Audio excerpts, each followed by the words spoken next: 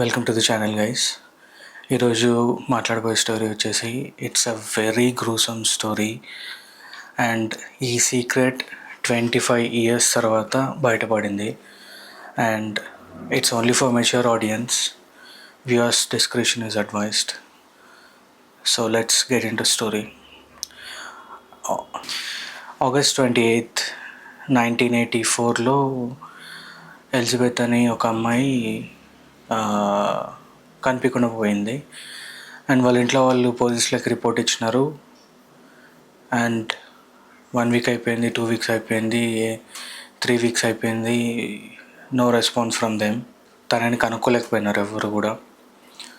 And 1 year తర్వాత వాళ్ళ parents Joseph and Rosemary police స్టేషన్లోకి సడన్గా వచ్చి ఒక లెటర్ చూపించినారు. ఏమనంటే ఆ లెటర్లో రాసింది Elizabeth was tired of living with their family and she no more want live with their family and నా కోసం వెతకకండి, ఒకవేళ మీరు నా గురించి వెతకడం స్టార్ట్ చేస్తే నేను మొత్తానికే కంట్రీ వదిలి పారిపోతాను అని చెప్పేసి. ఈ లెటర్ ఏదైతే ఉందో it came 2 hours drive from a nearby city from ఆస్టిన్టన్. ఆ లెటర్ జెన్యూనా కాదా అని చెప్పేసి పోలీస్ వాళ్ళని అడిగితే పోలీస్ వాళ్ళు కూడా కంక్లూజన్ ఇచ్చినారు it was a genuine letter అని చెప్పేసి. సభ్యుల్ని ఇంటర్వ్యూ చేయడం స్టార్ట్ చేసినారు అండ్ నథింగ్ వాజ్ కమింగ్. వాళ్ళ కంక్లూజన్ అండ్ రూమర్ ఏమనంటే తను ఏదో కల్ట్ జాయిన్ అయింది, అందుకనేసి వాళ్ళ పేరెంట్స్ని వదిలి వెళ్ళిపోయింది అని చెప్పేసి. ఇది జరగకముందు 1 year బిఫోర్ కూడా ఈమె ఇల్లు వదిలి పారిపోక 1 year బిఫోర్ కూడా సేమ్ ఇట్లానే వెళ్ళిపోయింది అండ్ వాళ్ళ పేరెంట్స్ తనని వెతుక్కొని వచ్చి ఇంట్లో పెట్టినారు. దీనికి రీజన్ ఏమంటే ఈయన జోసెఫ్ ఈయన repairmen and Rosemary was housewife. ఈ జోసెఫ్ వేరు అండ్ ఇంట్లో రాగానే ఈయన బిహేవియర్ డిఫరెంట్ ఉండింది. ఎందుకంటే he was so abusive and చాలా క్రూరంగా బిహేవ్ చేసేవాడు ఇంట్లో ఫ్యామిలీ వాళ్ళతో and he used to beat family members. And ఎట్లయితే ఆయన పని నుండి తిరిగి రాగానే ఇల్లు మొత్తం కంప్లీట్ సైలెన్స్ అయిపోయేది. ఎవరైనా ఏమైనా మాట్లాడితే ఈయన కొట్టేవాడంట. సో అది రీజన్ జోసెఫ్ ఎలిజబెత్ ఇంట్లో నుండి పారిపోవడానికి. And Elizabeth was the only person who was తనని జోసెఫ్ని ఆపోజిట్గా మాట్లాడేదన్నమాట. నువ్వు ఎందుకు ఇట్లా చేస్తున్నావు అని చెప్పి she used to scream at him, why are you doing this అనేసి. సో ఇది ఇట్లా ఉండగా అండ్ పోలీస్ వాళ్ళు కూడా కంక్లూడ్ అయిపోయినారు షీ రియలీ వెంట్ మిస్సింగ్ అని చెప్పేసి. 24 years తర్వాత ఒక హాస్పిటల్లో అడ్మిట్ అయిన కేసు completely disconnected with this case.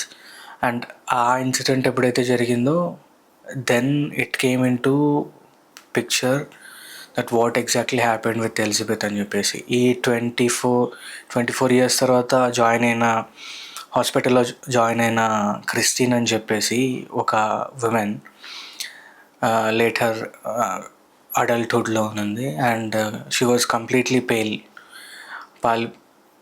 Pale and తన స్కిన్ ఆల్మోస్ట్ ఇన్విజిబుల్ లాగా అనిపించి she was having seizures, kidney and liver failure. And doctors ఆమెని కోమాలో పెట్టేసి మెడికల్ ఇండ్యూస్డ్ కోమా అండ్ తనని ట్రీట్ చేసినారు. Then she was recovering. And ఆ క్రిస్టిన్ని తీసుకొచ్చిన గ్రాండ్ ఫాదర్ ఎవరైతే ఉంటారో డాక్టర్స్ వెళ్ళి ఆ గ్రాండ్ ఫాదర్ని క్వశ్చన్ చేయడం స్టార్ట్ చేసినారు. లైక్ తన మదర్ ఏది, వేర్ ఇస్ షీ. ఎందుకనంటే వాళ్ళ మదర్ని కనుక్కుంటే ఈ అమ్మాయి క్రిస్టిన్ ఎవరైతే ఉందో ఆమె సిమ్టమ్స్ గురించి తెలుసుకోవచ్చు అని చెప్పేసి. అండ్ ఎవరైతే డాక్టర్స్ వీళ్ళ గ్రాండ్ ఫాదర్ దగ్గరికి వెళ్ళి క్వశ్చన్ చేయడం స్టార్ట్ చేసినారో తను వెరీ మినిమమ్ ఆన్సర్స్ ఇవ్వడం and he was very rude and ఇరిటేటింగ్గా ఉండేటోడు అనమాట. అండ్ పోలీస్ డాక్టర్స్కి కొంచెం red flags కనిపించినాయి.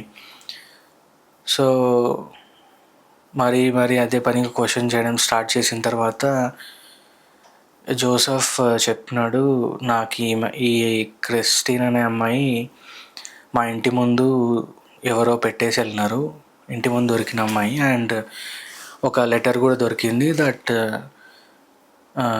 Kristin is daughter of Elizabeth. ఈ జోసెఫ్ కూతురు ఎవరైతే she went missing 24 years before, వాళ్ళ కూతురే ఈ క్రిస్టిన్ అనే అమ్మాయి అని చెప్పేసి.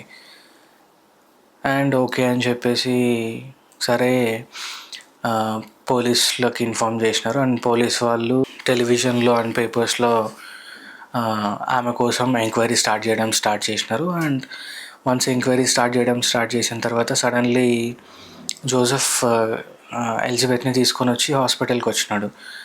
అండ్ అందరూ అడిగేసరికి పోలీస్ వాళ్ళు అండ్ డాక్టర్స్ అడిగేసరికి ఈయన చెప్పిన ఆన్సర్ ఏంటంటే తను జస్ట్ అట్లా కనిపించింది అని చెప్పేసి. దాని పోలీస్ వాళ్ళకి కంప్లీట్లీ డౌట్ వచ్చేసి ఈ ఎలిజబెత్ని ఒక రూమ్లో పెట్టేసి అండ్ జోసెఫ్ని ఇంకో రూమ్లో పెట్టి ఇంటర్వ్యూ స్టార్ట్ చేసినారు. అండ్ ఎలిజబెత్ని అదే క్వశ్చన్స్ వేయడంతో అండ్ తను చాలా సైలెంట్గా ఉన్నది రాగానే. And even she was answering in yes or no అన్నట్టు. అండ్ తనని పదే క్వశ్చన్ చేసేసరికి తను అనింది, మీరు నా ఫాదర్కి ఏం చెప్పరు అని అంటే నేను మీ అడిగే క్వశ్చన్స్కి ఆన్సర్ చేస్తాను అని చెప్పేసి. సో పోలీసులకి అనిపించింది there something wrong with this Joseph అని చెప్పి. అండ్ ఆమెకి కంప్లీట్ కాన్ఫిడెన్స్ ఇచ్చినారు దట్ నెక్స్ట్ సెకండ్ నుంచి you won't be seeing your father and your father won't be seeing you అనేసి. సో మెల్లగా తను భయపడుకుంటూ ఇట్లా చేతులు ఇట్లా అనుకుంటూ చెప్పడం స్టార్ట్ చేసింది దట్ మై ఫాదర్ కిడ్నాప్డ్ మీ అని చెప్పి. So going back to 24 years before ఏమైంది అనేసి. సో ఈమె ఎలిజబెత్ ఎవరైతే ఉందో she was 18 years old by the time.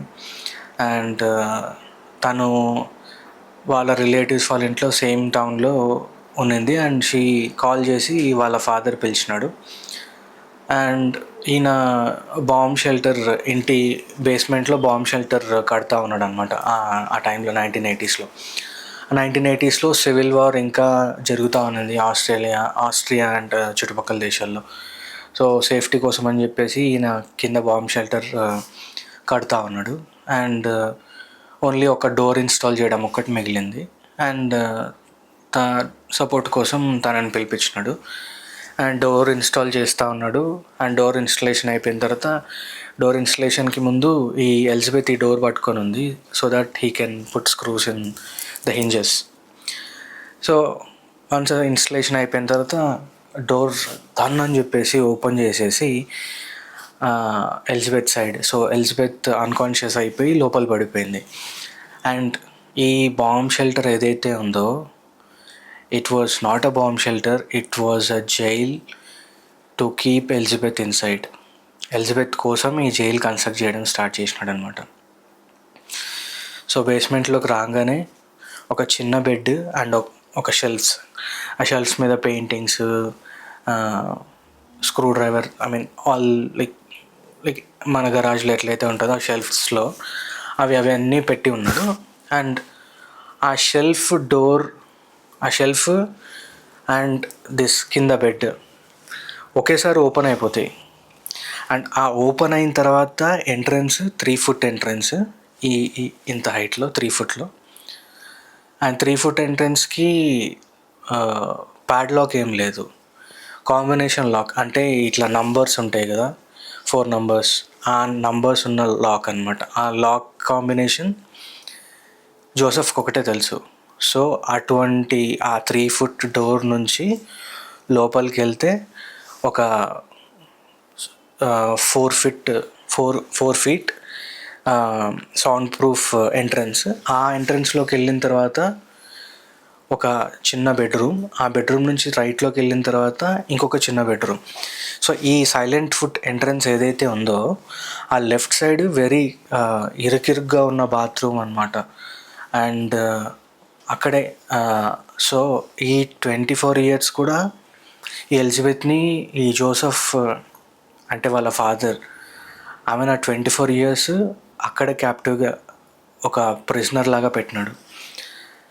And every night వచ్చి కావాల్సిన ఫుడ్ ఐటమ్స్ కానీ కావాల్సిన వస్తువులు ఇచ్చి వెళ్ళేటోడు. అండ్ ఎవ్రీడే ఈయన పని అయిపోయిన తర్వాత he used to spend most of his time in that bomb shelter along with Elizabeth, and he used to he used to treat her very badly. Daily వెళ్ళి కొట్టేటోడు, అసలు ఏం మాట్లాడినా కొట్టేటోడు. జస్ట్ ఊరికే తిండి, వాటర్ అండ్ కావాల్సిన సప్లైస్ ఇచ్చేటోడు ఆ ఎలిజబెత్కి. And there was no day where she came out from that shelter. And even తను అరుస్తున్నా కూడా తన అరుపులు బయటికి వినిపించేటివి కాదు. అండ్ ఆఫ్టర్ 2 years ఎలిజబెత్కి ఒక చిన్న పాప పుట్టింది. పుట్టే ముందు క్రిస్టిన్ ఎలిజబెత్ జోసెఫ్ వాళ్ళ ఫాదర్ని అడగడం, కనీసం ఈ బేబీని డెలివరీ అన్న హాస్పిటల్లో చేయడానికన్నా నన్ను బయటికి తీసుకెళ్ళు అని చెప్పి. హీ సెడ్ నో అని చెప్పేసి. అండ్ ఒక హౌ టు డెలివర్ బేబీ అని చెప్పి ఒక బుక్ లోపల విసిరేసి అండ్ ఒక సిజర్ పడేసినాడు ఆమె దగ్గర. ఆ సిజర్ ఎందుకనంటే ఆ అంబెలికల్ కార్డ్ కట్ చేయడానికి. అండ్ ఆ క్రిస్టియన్ ఫాదర్ ఎవరైతే ఉన్నారో హీఈస్ నథింగ్ బట్ జోసెఫే వాళ్ళ కూతుర్ని ఇంప్రెగ్నేట్ చేసి first daughter was Kristin. And after 2 years another child born, ఇంకో కొడుకు పుట్టినాడు మైకేల్ అని చెప్పేసి. సో ఆ మైకేల్ అనే అబ్బాయికి రెస్పిరేటరీ ప్రాబ్లం అనింది. And she literally begged him, జోసెఫ్ని అడుక్కుంది, కనీసం ఈ డిసీజ్ కోసమన్నా నన్ను తీసుకెళ్ళి హాస్పిటల్లో చూయించు అని చెప్పేసి. He again said no. And 3 days after ఈ మైకేల్ అనే ఎవరైతే బేబీ ఉందో he died. And down the line after 6 years 7 years తనకి మొత్తం 6 పిల్లలు పుట్టినారు విత్ జోసెఫే ఈ 6 పిల్లలని ఇంప్రెగ్నేట్ చేసింది ఎలిజబెత్ని. అండ్ పిల్లలు టైం బీయింగ్ పెరిగే కొద్దీ ఆ బేస్మెంట్ నుంచి నాయిస్ రావడం స్టార్ట్ అయింది. అండ్ వన్ డే వెళ్ళి ఒక చిన్న యంగ్ ఉన్న 6 పిల్లల్లో ఆ యంగ్ పిల్లోని తీసుకొని వెళ్ళి నేను వీడిని చంపేస్తాను మీరు సైలెంట్గా ఉండకపోతే అని చెప్పేసి. ఇది వీళ్ళకి కొత్త ఏం కాదు. And everyday he used to beat Elizabeth and few other kids also. అందుకనేసి అందరు భయపడి సైలెంట్గా ఉండడం స్టార్ట్ చేసినారు. అండ్ ఈ ఫస్ట్ కిడ్ ఎవరైతే ఈయన తీసుకొని పైకి వెళ్ళినాడో ఈయన ఒక డ్రామా క్రియేట్ చేసినాడు అనమాట. వాళ్ళ వైఫ్ రాకముందే ఇంటి బయట దొరికింది బేబీ, నాకు ఇంటి బయట ఎవరో పెట్టేసి వెళ్ళినారు అని చెప్పేసి లెటర్ రాయించుకొని ఎలిజబెత్తోనే లెటర్ రాయించి ఎలిజబెత్నే సైన్ చేసి, సో దట్ ఆ బేబీ ఎవరో కాదు ఎలిజబెత్ కిడ్డే, ఎలిజబెత్ వచ్చేసి పెట్టేసి వెళ్ళింది అని చెప్పేసి. So down the line 1 year తర్వాత ఇంకో పిల్లని అట్లా తీసుకొచ్చి టోటల్ 3 పిల్లల్ని తీసుకొచ్చి వాళ్ళ ఇంట్లోనే పెంచుకున్నారు ఈ 24 years టైం మొత్తంలో. And Rosemary was also convince that Elizabeth పిల్లలే కాబట్టి చూసుకుందాము అనే ఆలోచనలో ఈ 24 years మొత్తం కూడా they have taken care of 3 children. And ఇంకా 3 children కింద బంకర్లోనే ఉన్నారు. అండ్ ఈ 24 years తర్వాత ఈ క్రిస్టిన్ కేసు ఎప్పుడైతే బయటపడిందో దెన్ పోలీస్ వాళ్ళు వెంటనే ఈ గ్రూసమ్ డీటెయిల్స్ విన్న తర్వాత వెంటనే వాళ్ళ ఇంటికి వెళ్ళి ఆ బాంబ్ షెల్టర్ని మొత్తం పగలగొట్టి ఓపెన్ చేసేసి ఈ మిగతా 3 పిల్లల్ని కూడా తీసుకొని వచ్చినారు.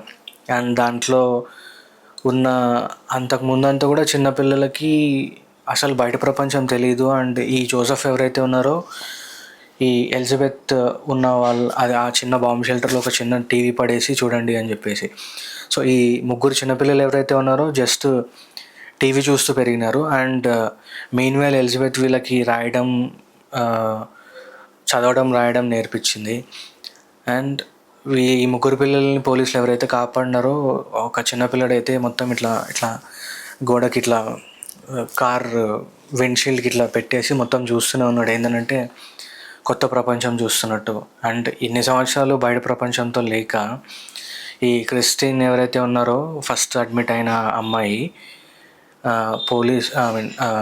డాక్టర్స్ డయాగ్నోస్ చేసిన తర్వాత వాళ్ళకి అనుకున్నది ఏంటంటే she was severely ill because of vitamin D deficiency. And vitamin D is comes from sunlight. Since ఈ కిడ్స్ ఎవరైతే లోపల ఉన్నారో they were not having proper sunlight, so that's the reason why they got vitamin D deficiency. And ఈ 24 years గ్యాప్లో Joseph వాళ్ళ ఇంట్లో కింద basement ముందు ఒక రూమ్ని రెంట్కి ఇచ్చినాడు. అండ్ నో వన్ లైక్ రెంట్కి ఉన్న చాలామందిలో కూడా ఎవరు కింద ఏం సౌండ్స్ వస్తున్నాయి కనుక్కోలేకపోయినారు. బట్ ఒక ఆయన హీ లివ్డ్ ఫర్ 4 years ఆ బేస్మెంట్లో 4 సంవత్సరాలు ఉన్నాడు. అండ్ తనకు ఒక డాగ్ ఉన్నింది. ఆ డాగ్ ఎవ్రీ నైట్ కూడా పడుకున్న సడన్గా లేచి ఆ బేస్మెంట్ సైడ్ చూడడము అండ్ చూసినప్పుడు చెవులు ఇట్లా పైకి లేవడం. ఎందుకంటే dogs can hear very minimal sounds. So అవి విన్నప్పుడు ఆ డాగ్ ఒక చెవిలో అలర్ట్ అయ్యి the dog used to hear few noises from the basement. So అందుకనేసి like dog was reacting like that. అంత రోజ్మెరీని అడిగితే రోజ్మెరీ చెప్పడం కూడా ఏమంటే since looking at his abusive nature of Joseph, తను జోసెఫ్ ఏం చెప్పినా కూడా తను అంగీకరించేది. అందుకనేసి తన వాయిస్ బయట పెట్టలేదు. అందుకు కారణం ఈ 24 years కూడా తను ఏదైతే నడిపిస్తా ఉన్నాడో అదంతా తన అనుకూలంగానే నడిచిందనమాట. Even though he is very psychotic person. And finally ఆయనకి లైఫ్ సెంటెన్స్ పడిన తర్వాత ఈయన ఫ్యూ డేస్ సాలిటరీ కన్ఫైన్మెంట్లో ఉన్నాడు. సాలిటరీ కన్ఫైన్మెంట్ అని అంటే లైక్ ఒక సెల్లో యూజువలీ 2 or 4 ప్రిజనర్స్ని పెడతారు. బట్ సాలిటరీ కన్ఫైన్మెంట్ అని అంటే ఒకే చిన్న చీకటి గదిలో ఒకరినే ఉంచడం. జస్ట్ టైంకి వాళ్ళకి ఫుడ్ వస్తుంది అంతే. సో ఆ సాలిటరీ కన్ఫైన్మెంట్ నుంచి జనరల్ పాపులేషన్ అంటే మనం ఇప్పుడు మాట్లాడుకున్నట్టు పర్ సెల్ 2 or 4 ప్రిజనర్స్, అది పాపులేషన్ అంటారు, జనరల్ పాపులేషన్. సో ఆ పాప్లో ఈయనని రిలీజ్ చేసిన తర్వాత ఆయన మీద చాలా హేట్రెడ్ ఉన్నారనమాట చుట్టుపక్కల జనాలంతా. ఈయన చేసిన ఇంత గ్రూసమ్ క్రైమ్ గురించి తెలిసి. So most of the people use to hit him, like కొట్టడం కానీ మర్డర్ అటెంప్ట్స్ జరగడం ఆయన మీద. అండ్ ఒకసారి అయితే మొత్తం ఒక గ్యాంగ్ ఆఫ్ పీపుల్ ఆయన మీద పడేసి కొట్టేసరికి మొత్తం కొన్ని పళ్ళు రాలిపోయినాయి ఆయన నోట్లో నుంచి. అండ్ తర్వాత ప్రిజనర్స్ ఫైనల్ డిసైడ్ అయినారు ఈయనని సాలిటరీలో పెట్టడమే మేలు, because prisoners might kill him అని చెప్పేసి.